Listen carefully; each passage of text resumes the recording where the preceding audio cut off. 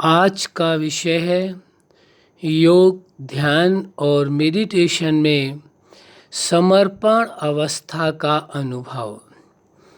आप सभी अच्छी तरह से जानते हैं, समझते हैं और अनुभवी भी हैं।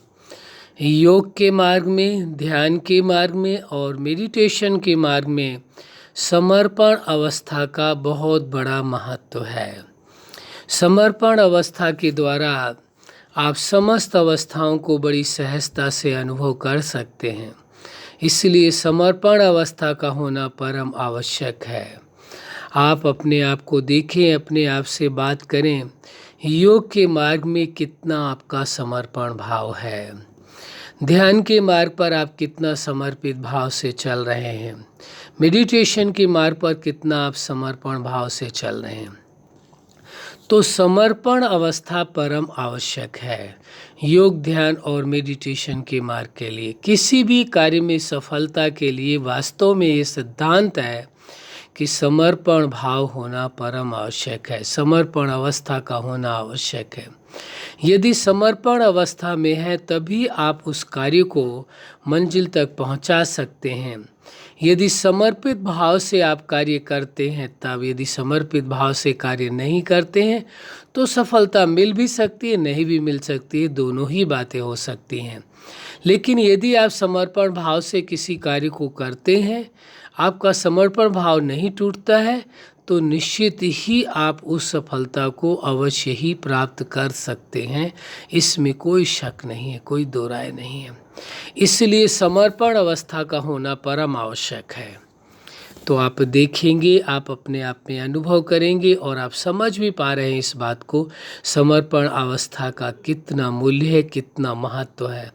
तो आप अपने आप को स्वीकार करके चलें कि जब आप मेडिटेशन कर रहे हैं, ध्यान कर रहे हैं, योग कर रहे हैं, तो समर्पण अवस्था में स्थित हो करके कर रहे हैं, न कि उस अवस्था को पाने के बाद समर्पण भाव में आएंगे।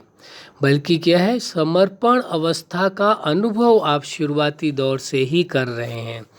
तो आपको ये अनुभव करना है कि आप समर्पण अवस्था में हैं। स्वीकार करें कि आपकी अवस्था, आज किस अवस्था का अनुभव कर रहे हैं, समर्पण अवस्था का। समर्पण माना ही होता है, एक बाह्य दृष्टि से समर्पण की बात होती है कि सब कुछ समर्पण कर देना, सांसारिक वस्तुओं को, प्राप्तियों को, सारी चीज़ों को समर्पित कर देना। लेकिन यहाँ विषय उस समर्पण की बात नहीं है, क्योंकि आप मेडिटेशन के मार्ग में, ध्यान के मार्ग में है, योग के मार्ग में है। यहाँ समर्पण आपको अपने आप को करना है, यानी अपने मन का समर्पण करना है। किसका समर्पण करना है? मन का समर्पण करना है। मन का समर्पण माना मन के विचारों का समर्पण हो गया, संकल्प का समर्पण हो गया, कि स्वयं को ही समर्पण करने की बात आती है। किसी वस्तु को समर्पण करने की बात नहीं आती है, बल्कि किस चीज़ को? स्वयं को ही समर्पित कर देना। किस पर? जिसके साथ आप मेडिटेशन कर रहे हैं, जिसमें मन को लगा रहे हैं, जो मेडिटेशन जिसके साथ कर रहे हैं, उस समय आपको उसी पल अपने आप को समर्पण भाव में आ करके करना है, समर्पित अवस्था में रह करके, कि आपने अपने मन का समर्पण कर दिया है, स्वयं का समर्पण कर दिया है और समर्पण करके उस अवस्था का अनुभव कर रहे हैं। किस भाव में रह करके? समर्पण भाव में रह करके ही योग की विभिन्न अवस्थाओं का आप अनुभव कर रहे हैं। यदि आप ऐसा करते हैं, समर्पण अवस्था का आप अनुभव करते हैं, तो अन्य जितनी अवस्थाएं हैं उन अवस्थाओं तक पहुंचना आपके लिए बहुत सहज हो जाता है, कोई कठिन नहीं होगा। लेकिन यदि आपने समर्पण अवस्था का अनुभव नहीं किया या उस अवस्था में नहीं रहे, स्वयं को समर्पित नहीं किया, तो योग के मार्ग में, ध्यान के मार्ग में, मेडिटेशन के मार्ग में जो आपको उपलब्धियां हासिल होनी चाहिए वह संभव फिर नहीं है। इसके लिए समर्पण अवस्था परम आवश्यक। वो भी समर्पण किस चीज़ का? मन का समर्पण है। सबसे मुख्य समर्पण किसका है? मन का समर्पण। जब मन को ही आपने समर्पित कर दिया तो अन्य चीज़ें उतनी महत्वपूर्ण नहीं रह जाती हैं। इसलिए मन का समर्पण स्वीकार करके चलना है क्या स्वीकार करके चलना है? मन का समर्पण, कि मेरी समर्पण अवस्था है। समर्पण अवस्था में रह करके आप मेडिटेशन कर रहे हैं, योग कर रहे हैं, ध्यान कर रहे हैं, ऐसा अपने आप में अनुभव करना है। समर्पण भी किस चीज़ का करना है? मन का समर्पण। तो ये सांसारिक वस्तुओं के बीच में रहें न रहें कोई फर्क नहीं पड़ता है, क्योंकि आप समर्पण अवस्था में हैं। किस में है? समर्पण अवस्था में है। तो ये अच्छी तरह से आपको समझने की आवश्यकता है, जानने की ज़रूरत है, और उसका अनुभव करने की आवश्यकता है। किस चीज़ की आवश्यकता है? अनुभव करने की भी आवश्यकता है कि आप समर्पण अवस्था में हैं।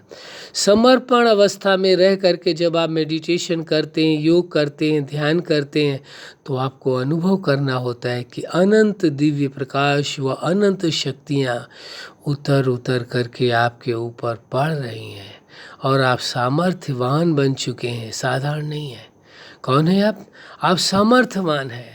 हर तरह की सामर्थ्य आपके पास है। क्यों? क्योंकि सबसे बड़ी सामर्थ्य आपने हासिल कर ली है, समर्पण अवस्था। जब स्वयं को ही आपने समर्पण कर दिया है, अपने मन को ही समर्पण कर दिया है, तो फिर अब आपके लिए कोई भी वस्तुएं हो, कोई भी आकर्षण हो, कोई भी चीज़ें, वो आपको प्रभावित कर ही नहीं सकती हैं। समर्पण, उसमें भी समर्पण यदि थोड़ा सा ध्यान दिया जाए तो और आपको आनंद का अनुभव होगा कि समर्पण करने के पहले अपने आप को आप समान उस अवस्था में लाएं। सम अर्पण, समानता का अर्पण, तो पहले उस अवस्था में लाएं अपने आप को कि वास्तव में आप समर्पण अवस्था के द्वारा वह सम अर्पण की बात कर रहे हैं। सम माना समान, समानता में ला करके अर्पण करना है। जैसे पूर्व में ये अवस्था बताई जा चुकी है, सम अवस्था का अनुभव कि आप समान है, उसके समान है, और समान रह करके समर्पण अवस्था का अनुभव करें और अधिक प्रभावशाली होगा। समर्पण, समर्पण माना समानता का अर्पण। पहले समानता का अनुभव करें, फिर समर्पण करें। ऐसे भी कर सकते हैं और डायरेक्ट भी मन को समर्पण कर सकते हैं। दोनों ही विधियों का प्रयोग जो आपको ठीक लगता है वो कर सकते हैं।